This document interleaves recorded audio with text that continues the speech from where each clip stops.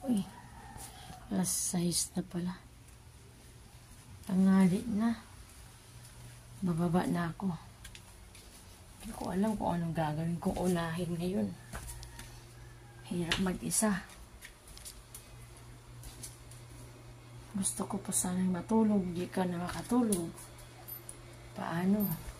Ang dami mong iniisip. Ang dami mong trabaho. Mahirap mag-isa talaga mga kapaksin. Gusto ko pang umiga sana. Gusto ko pang umidlip. Hindi na kaya. Kailangan ko na bumaba at magluluto. Tanggalin ko muna ito yung mask. Ginagamit ko ito yung mask ko dun sa second floor. Kasi gusto ko pa sanang mapikit. Kaya lang iniisip ko, tanghali na isa lang ang kalan ko. Magsasayang pa ako, magluluto pa ako. Grabe.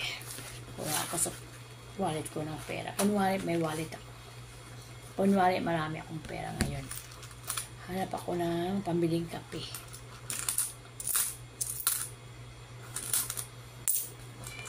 $15. Siguro din ako magtinapay. Kasi 20 ang tinapay. Sayang naman 20. Ano? Bibili pa ba ako? Hindi na. Parang ayoko na eh. Mabawasan yung aking puhunan eh. Kaano na yung puhunan ko. Mga kaksin. Kapiraso na lang pera ko. Sobrang tipid ko ngayon. Grabe. Ang hirap pag walang naganap buhay. So, bili nila akong tinapay kasi maghanap yan sa akin yung aking isang PWD na kapatid. Sisigaw na yung maya. Kape, tinapay. Bili nila ako. Saing mo na ako. Isa lang kalan ko ngayon mga kapatid. Mamaya konti na lang ako bibili. 1, 10,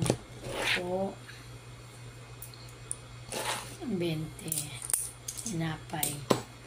Ito, 15, creamy white.